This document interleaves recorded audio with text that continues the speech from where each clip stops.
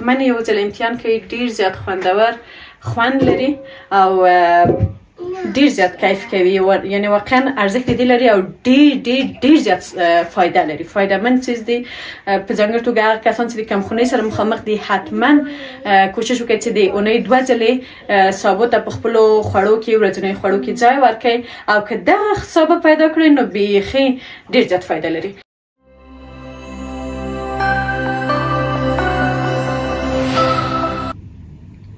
د ذوالجلال په نامه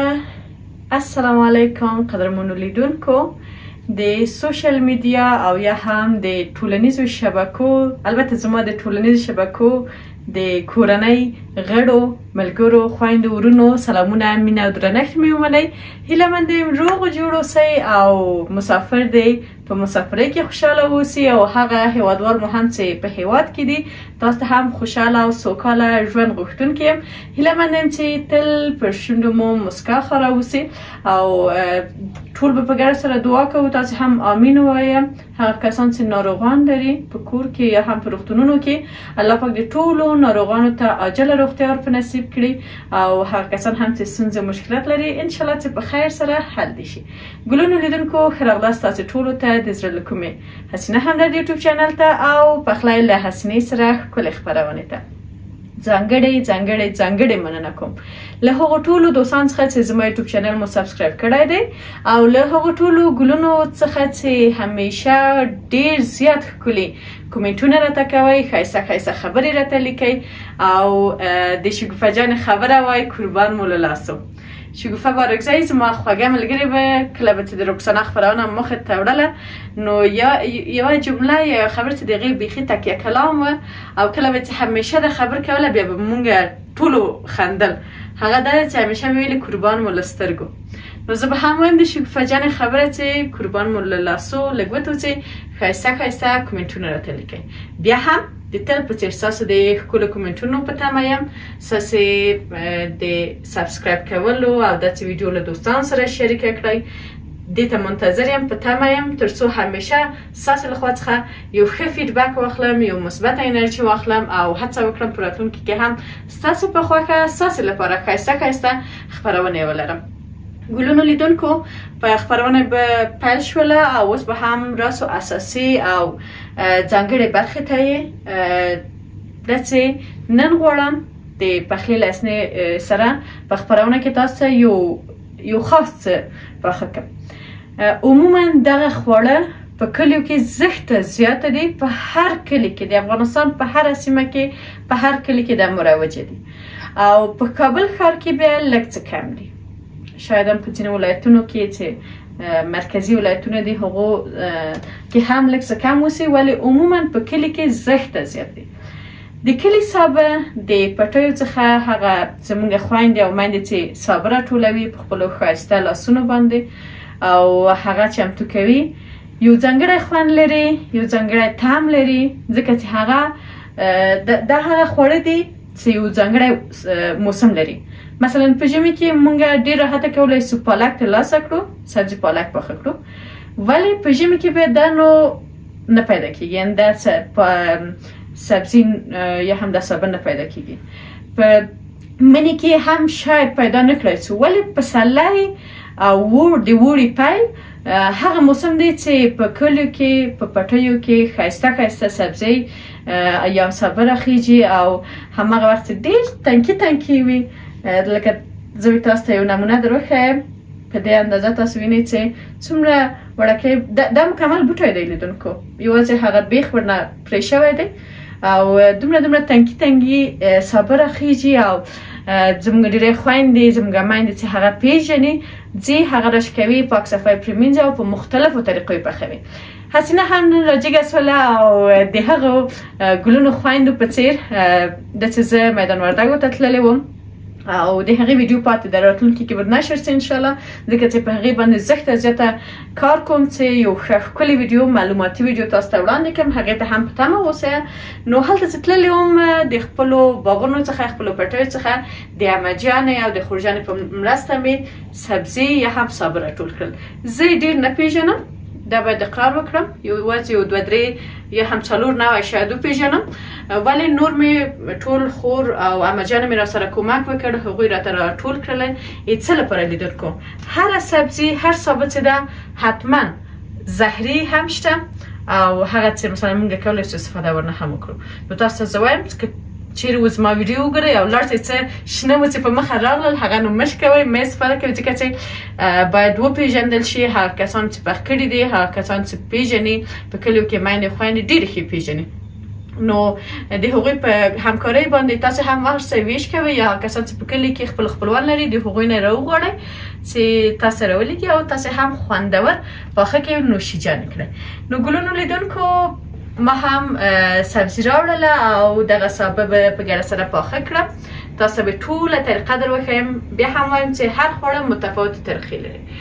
عموما دغه سابه چې په کلي کې پخیږي زموږ خویندې او میندې چې پخوي هغوی څه ورته کوي هغوی تبی ورته کوي تبی په دې معنا موږ تاسو عموما ورته وایو چې لعاب ورته کوو ولې لعاب او تبی فرق لري په تبی کې عموما خپله سابه جوش کیږي یا په عادي دیګو کې یا په دیګ بخار کې مقصد یو تفت ورکوي او هغه اضافي اوبه ایسته کوي او بل خواته په بل دیګي کې اخلي پیاز اوگه یا دوړه چوي یا تنه اوگه یا تنه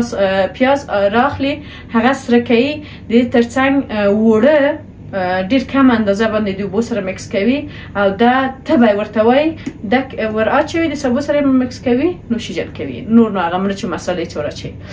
ولې تر ډیره پورې بیا دغه پیاز چې دي دنه پکې حل کیږي یعنی هر قسم څه ښکاري همې رنګ ښکاري همې تم کله چې ژویې د غاښ لاندې راځي زه نن غواړم په متفاوته بڼه یې درته پاخه کړم زه نه پوهیم چې تر اوسه تاسو هر یو په دغه بڼه باندې پخ کړي دي کنه که مو پخ کړي دي هم کومنټ وکړئ او که مو نه وي پخ کړي یا مو په دغه رقم چې زه یې پخوم نه وم خوړلي هم کومنټ وکړئ او حتما یو ځل پاخه کوئ ډاډه یم چې ډېر مو د خوښې وړ ګرځي ځکه چې نه به د پیازو هغه رنگ پکې وینئ نه به د پیازو هغه تم پکې ووینئ چې د غاښ لاندې مو راسي او درته ښه تمامه نشي او خوښ مو نشي بلکې یو ډېر خوندور او خواږه سابه به وخورئ خواږه په دې معنا نه چې بوره ورچوم بلکې هغه تم به خوندور وي ګلونو لیدونکو پیل کوم او په دې سابه کې هم تقریبا زه به حساب کوم څو نوع دي 1 نوع 2 3 4 5 نوع سابه دي مختلف نومونه لري زه تر ډېره پورې نه پیژنم او یوازې هماغه چې ما تاسو ته ویلې زما عمهجانې راته راټول کړي دي خورجانې مې راټول کړي دي او دغه هم ډېره نازکه او تازه شفتله ده او ما ته ویل چې دا یې دې لامل کیږي که چیرې په کمه اندازه پکې واچوئ چې دغه سابه د ډېر زیات خواږه کې دغه هم کنه د ګورې د شاخه ډیر تیز دي ته وایي چې ازغي غوندې دي ولې دوی ویل چې دا ډیر زیات خواږه دي او سابه ډیر زیات خوند یعنی خوږ خوند ورکوي او مزه دار کوي نو دغه 15 رقم دي لیدونکو په دې باندې پیل کوله خیره په خپل کار باندې ټول نه مخکې زه باید دا ټول کم البته د دوی د کور ودانې ډېر راحته ما ترش کولې دي راټول کړي دي یوازې تاسو ګورئ چې هماغه پاک بیخونه پرېښي دي نور نو هغه بیخ چې په مځکه کې دی هغه نه دي رش کولی ډېر ښه پلاس یې راټول کړي ما ویل مال خیر کم مې په کار دي یوازې داسې یو څاښت ما قاجیانې نوشیجان که یوه ښکلې خپرونه د لیدونکو لپاره ثبت کړم نور نو هماغه مال چې راته رش کوئ د بیخو سره یې مه رش کوئ چې بیا جنجال یې ډېر دی زه هم ماشومداره یم نو لیدونکو دا به واخلم ټوټې ټوټې به یې کوو پاڼې به یې راټولې کوو بیا نو مخې ته ځو چې خپل نور کار شروع کړو ملتیا مې وکړئ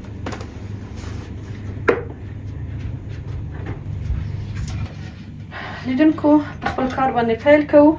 او زه به دا سابه دلته خپل مخ ته منظم کیدم د دې لپاره چې د جالۍ مې بیا په کار ده کله چې سابه ټوټې کوم نو په دې کې اچوم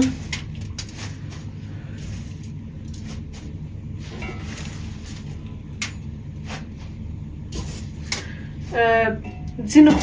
خویندو یا ځینو هیوادوالو مو په مخکې نوي ویډیوګانو کې به کله کله ویل چې دستکش استفاده که و اساس خبر منم چه که غورت میاری کرو که دستکش باید استفاده کو ولی دون خبر داده چه صابون نکی که دستکش سر زد توتی کم دیگه چه عموما شانت منگ توتی که دستکش مفلاس وی بیا نو امکان دیده چه دستکش پریسی چاپ بوده نو هر وقت هر خبرونو که چه ارتیا و ضرورت و چه دستکش باید پلاس کم حتما پلاس کم او کومو که چه نو نبی پلاس کم منگه دست خود کور که هم دخلی که او اکثرا دستکش نپلاس که نو دیگه لپاره دست هم گذاره را سر وکی او قناعت وکری لیدون که زه عموما چه صابون استفاده کم که پالک وی یا همده صابه وی یوازی پارنی را اخلم ایدیل پاره چه زر نرمیگی هم او نور دقا بیخونه و دنده رسیدی دنو هم کلک وی هم کیج وی زینی وقت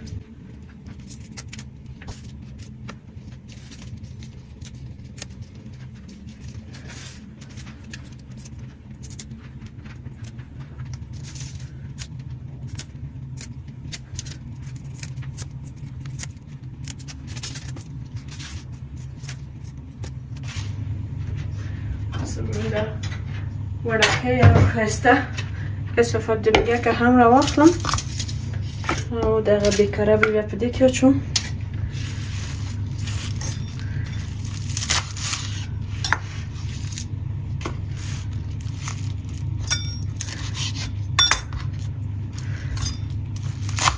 کوشش بکنیدم که میده پدی بانه توتی که ترسو زر نرم شی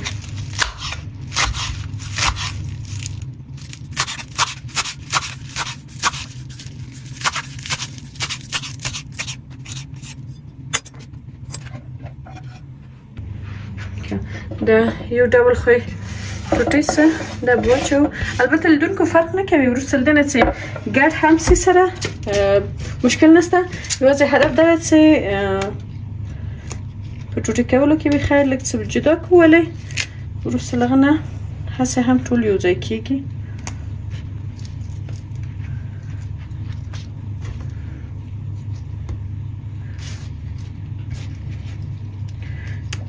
دیدو هم زیوازه پانه را اخلم دیده لپاره چشکاری دیگور دومره دبل دی نو مطمئنم چه دبه سخت بی زر شاید نرم هم نسی و هم دست بیا سخت باتی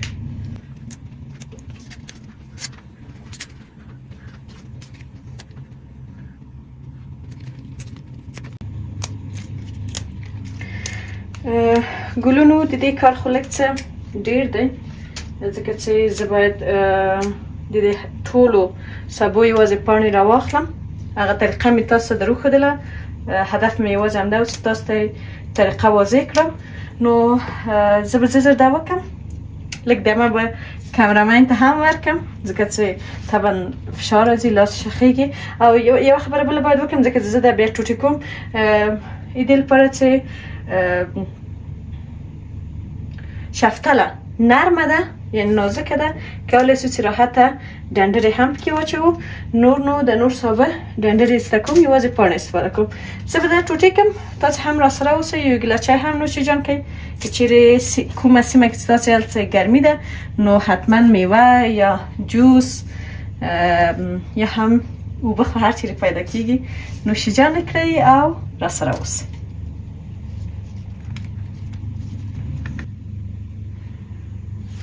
دیدونکو صابه مو ټول پاڼې پاڼې کړل اوس به هم په ټوټې کولو باندې پیل وکړم له هغومره صابونه ما دومره ترلاسه کړل نو که چیرې ستاسو د کورنۍ غړي ډېر دی او کم صابه درته داسې پاخه سي نور هم کمیږي نو بیا تاسې ډېر واخلئ او ډېر استفاده کړئ دې لپاره چې زموږ ته همدغه هم بسنه کوي نو یوازې مې پاڼې پاڼې ورنه راواخیستله بس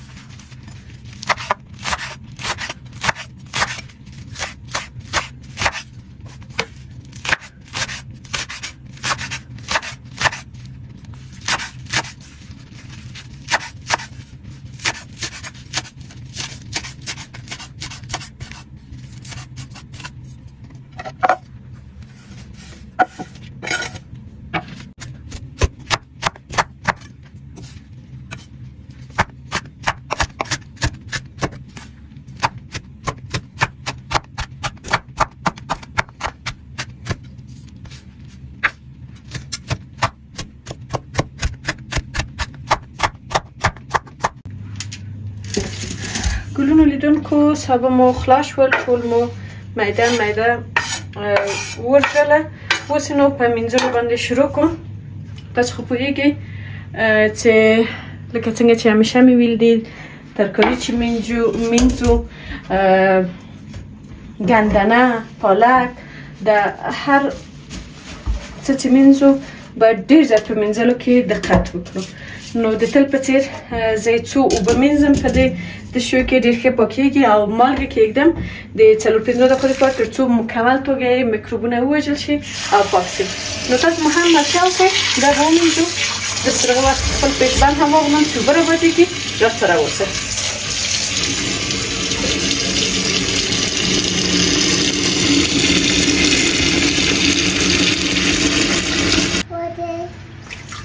جانم مادر خب بچه خب لوبیا واشم خدا میکنم سیس بچم. لیدونکو پالک مو پاک شول، پالک بخیر سابه مو پاک شول او تقریبا 4-5 اوبه می ومینځلې په مالګه کې مې هم یو 6 دقیقې ایښودل او بالاخره ټول مکمل پاک شول. نو اوس به سابه راټول کو او نور کار به مو مخې ته یوسو.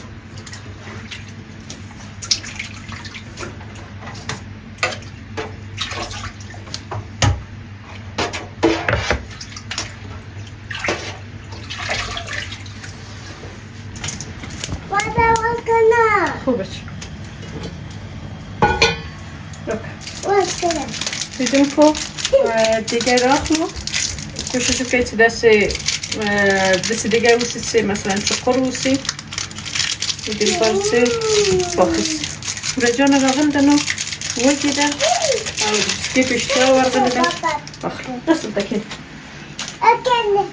آفرین. السلام علیکم. سلام بچه‌ها. یوازې خاله کاکا ته هم سلام. سلام علیکم کاکا. السلام علیکم کاکا. کاکا جان. کاکا جان. آفرین. سکول نه راغلی؟ مکتب نه راغلی؟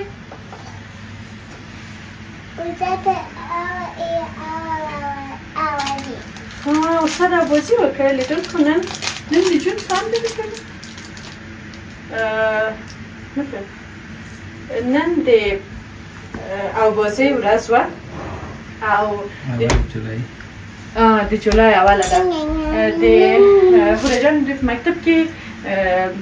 د آوازی ورځ لمانځله. بیا نو پرون ځینې شیان غوښتي ول مثلا اضافي کالي باید واوسي پنچې چې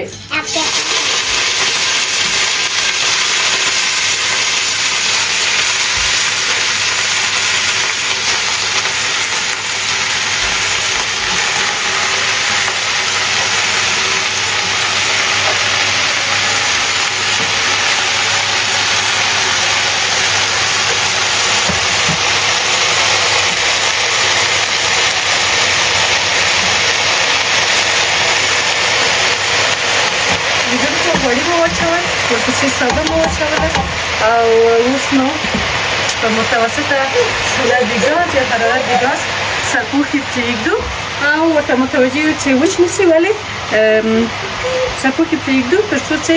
دا لږ څه ځان نرم کړي او اوبه راوباسي. یا نو راسره اوسئ چې بله مرحله یې څه ده. نو قصه مې د هوره جان د مکتب کوله. لیدونکو ماشاءالله ډېر یو ښه مکتب دی. واقعا د والدین په حیث موږ ورنه راضي یو. د هوره جان استاد او سرمعلم صاحب ویډیو ویني ځکه چې تل تشویقوي او زه ډېره زیاته مننه ورنه کوم له هر هغه چا نه که خور مو ده یا ورور مو ده او هغه کله چې یو بل څوک تشویق کړي واقعا ډېر زیات د مننې ځای دی. نو زه بیا د والدین په حیث د دوی د دغه کړنو او فعالیتونو څخه چې دومره فعاله دي ډېره زیاته مننه کوم او همیشه د خوشحاله اوسئ، لا د بریالي اوسئ، لا استادانو ته همداسې انرژي غواړم. واقعا لیدونکو یعنې زه چې ځینې وخت ورځم په هر صنف کې 18 نفره 20 نفره 15 نفره متفاوته صنفونه دي.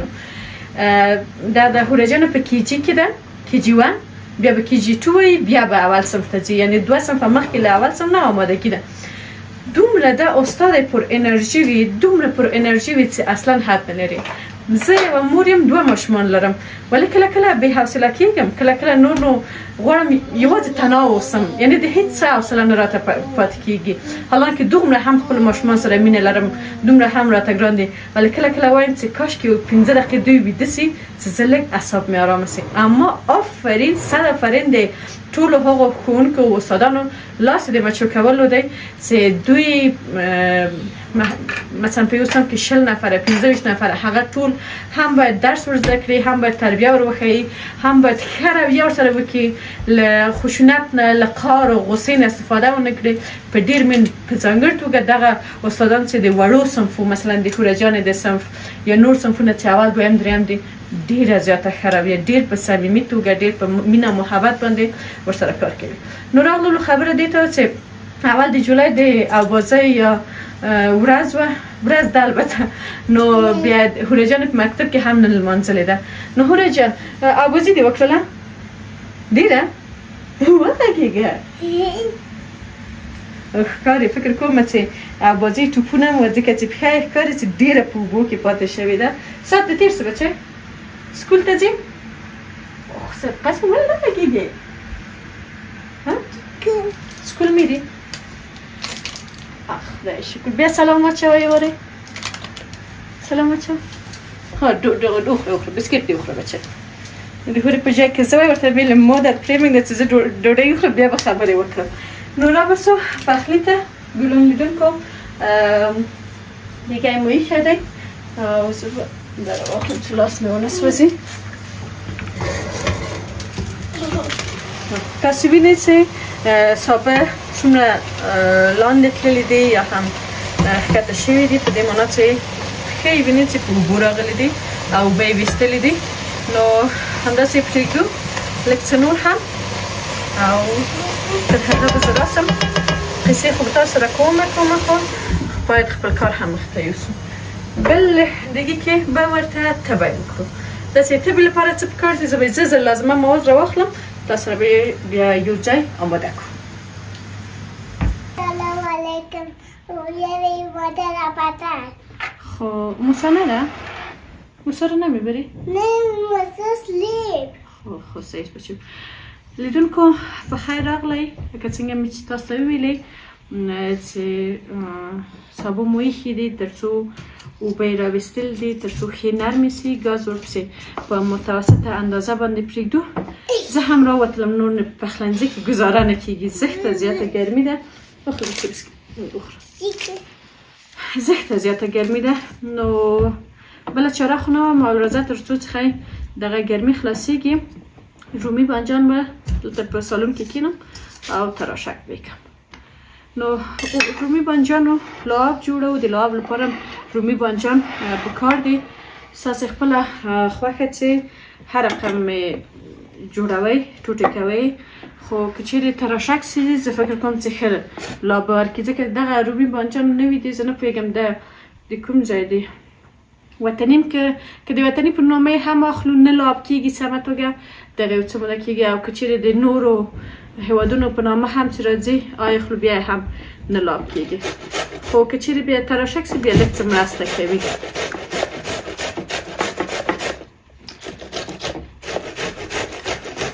کجا بریم بچه؟ فیصل پیش فیصل شان بریم سیس کوچ خودمون یا نبریم؟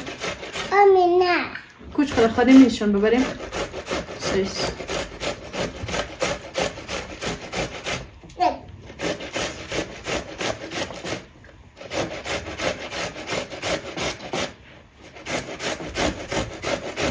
این چی هست بچه؟ این طرف بیا این چی هست؟ لیلو نه چی هست خودش؟ تایگر واو یالا تایگر هست؟ این چی رنگ است؟ تایگر این چی رنگ است؟ which color? رد آفرین تایگر ایره کی خریده بره؟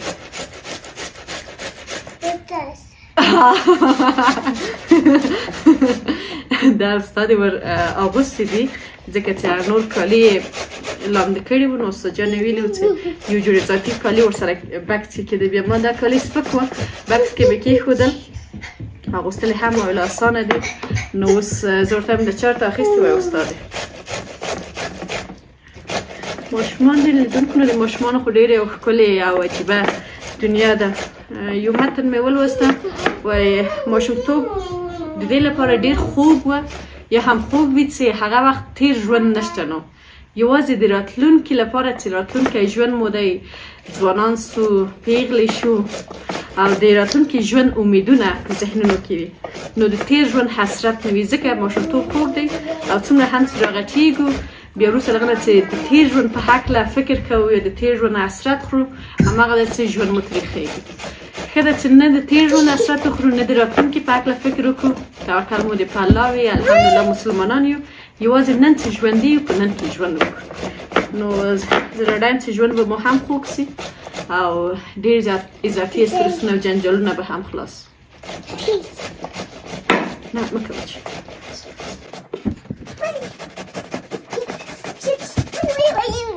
تو بازی که بچه؟ تو بازی؟ تو بازی بسا یسرا سرا؟ تو بازی آوازی هم تو بازی مکرم او بازی مکرلم بیشک من لیدونکو شادیره زمونږ لیدونکي چې دي پوه شي هغه کسان هم چې نه پوهېږي او په دغه ویډیو کې زموږ سره یو ځای شوي دي پوښتنه ورته پیدا وي چې ولې پوره جانه داسې خبرې کوي. زه به بیا هم بار بار مې ویلي بیا هم وایم پوره جانه نو نه مکمل په پښتو ژبه خبرې کوي نه مکمل په دري ژبه نه مکمل په انګلیسي ژبه بلکې درې وړه ژبې مکس کړي دي. ولې هدف دا چې هدف رسوي ما پلارې استاد یا نیکه بابا جان بیبی او کاکاګانې کاکانوي خالګانې ټول په پوهېږو یوازې څوک چې نه ویني لږ څه خبرې په سمه توګه نسي درکولی ځکه چې یوه جمله کې یوه کلمه په پښتو وایي دویمه په دري وایي آخر په انګلیسي جمله خلاصوي.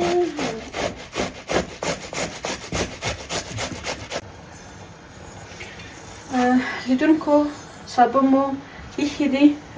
ډېر ښه نرم شوي هم دي او ما سابه دې خواته راوړله دلته مې هم بله تخم پزي یا تاوه کېښودله غوړي ما اچولي دي لږ څه ډېر او دا د اوس رومي بانجان مې چې تراشه کړي ول هغه پکې اچوم او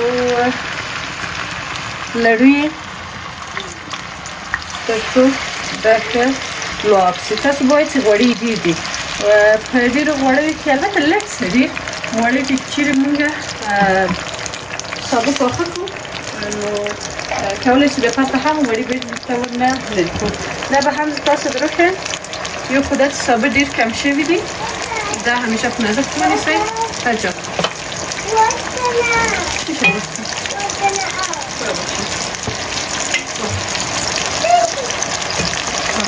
فاصله ډېر ښه نرم شوي دي ډېر ښه رنګ بچئ ورسره نو زه به مې کار لږ زر زر وکړم لیدونکي ډېر غواړم چې موسی جان هم راویښ شوی بوډا جانه هم راغلی او په دې کې یې وساتو بچئ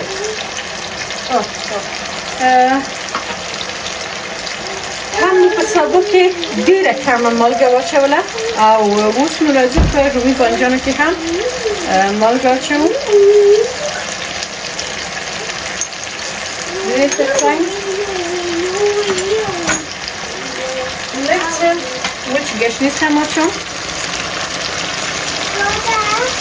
بچئ او په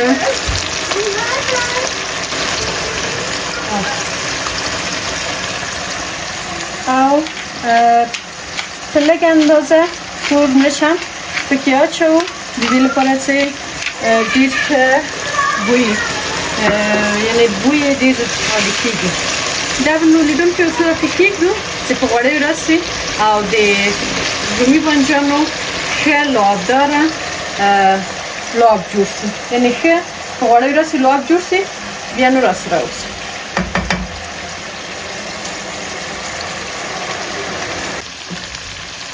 لیدونکو لعاب مو په مکمله توګه جوړ شه بانجانو مې که په غوړیو راغلل ښه نرم شول دی خواته هم بینید که سابه مو هم که نرم شول که پاخه شول که میده میده دقیقه سی کوشش که خیلی پشت قاشق کرده ترسو چه اگه دندری چیدی اگه نو قسمه تو که توتی توتی سو رازو وس خپل کوم ثابت چیدی دا پده لاب یا تبه لاب ما چه ورته کرده دی پده که آچو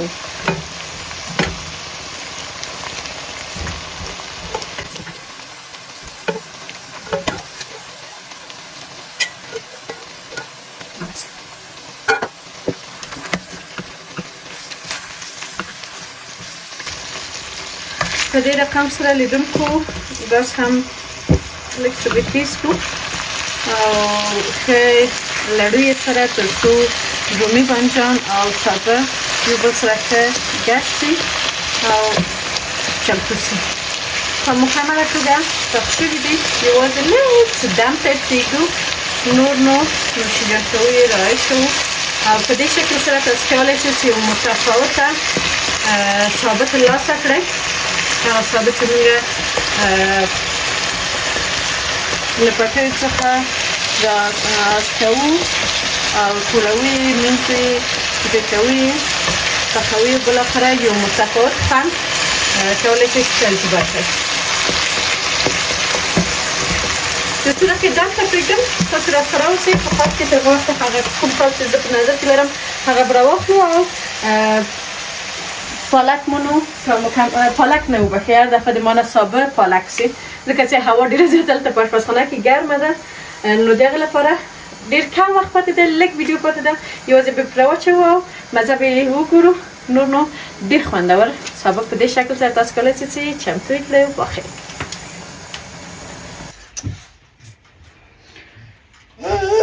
لیدونکو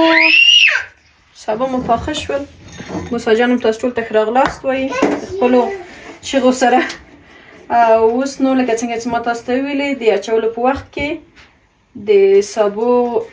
غوړینې نه وو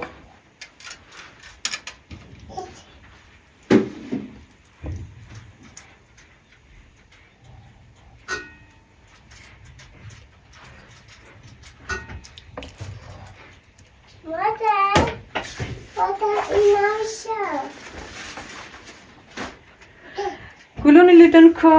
بالاخره زمونږ سابه هم چمتو سول او تیار مو کړل انشاءالله چې ستاسو هم د خوښې وړ ګرځېدلي اوسي حتما یو ځل امتحان کوئ ډېر زیات خوندور خوند لري او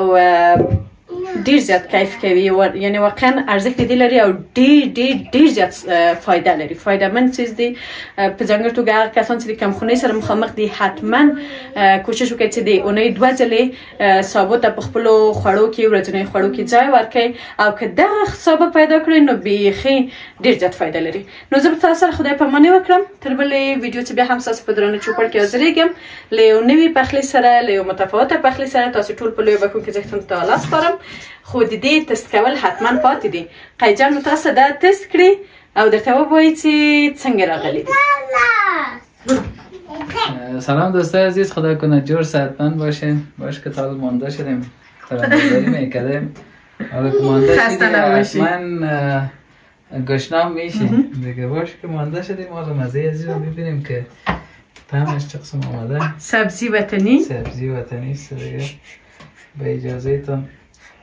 اینجا خیر بچه چیغ ما وخه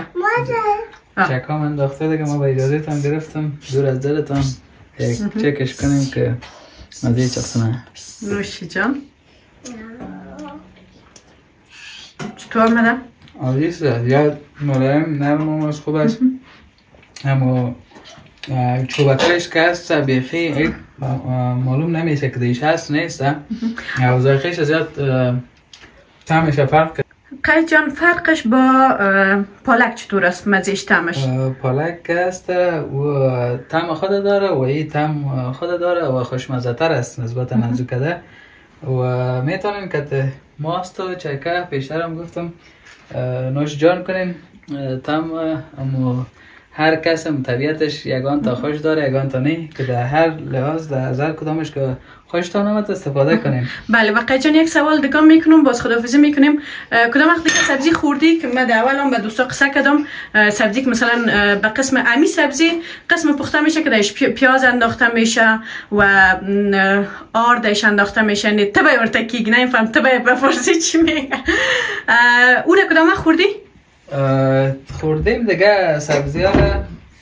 مادر مخدا باشه ویجی همیشه می آورد از لغمان یگان دفعه باز پخته میکرد میخوردیم. خودش هم زیاد شوقی سبزی چیزا بود و سبزی که باشه باز سبزی خشک امرای دوغ و نان جواری باز زیاد خوش داشتن و هم مزه خود داره. یک روز اگر نان جواری پیدا کردیم با سبزی خشک وطنی دیگه بازورم میاریم هر کدامش فرق طعم خود مزه خود داره. یعنی اگه دوستا به این شیوه پخته کنم مزه دار است؟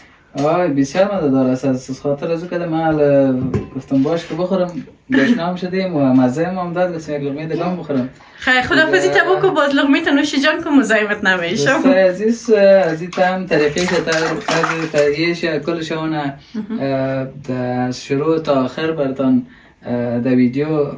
گرفتیم کلشان و حسینا جان براتون کلش معرفی کرده که چی و چه قسم پخته شوه باید چه قسم جمع شوه